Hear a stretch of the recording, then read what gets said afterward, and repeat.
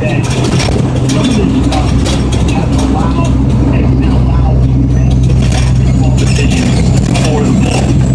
That's been my biggest issue.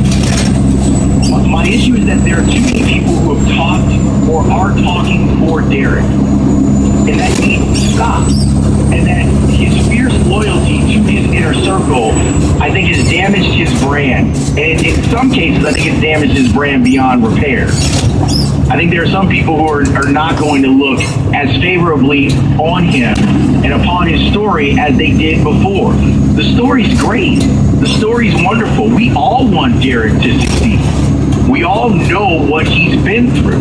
We all know where he came from. And I think there's a lot of respect for that. Where it gets people heated is when whatever they're on, whatever the Derrick Rose camp is on, is getting in the way of the Bulls being a contending team. I don't like to hear that he didn't want Carmelo Anthony on the team.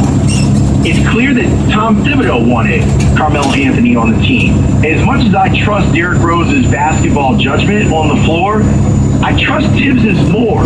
And if he thought it could work, then Derrick should do everything in his power to try and make it work.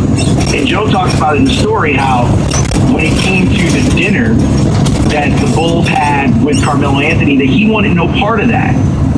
I'm not saying that this was the difference in Carmelo going to the Bulls or going back to the Knicks. I think ultimately the amount of money that he could make in New York played a much bigger role. But why leave it to that chance?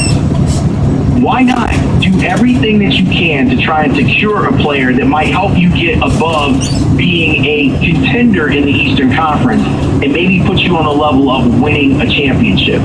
It bugs me.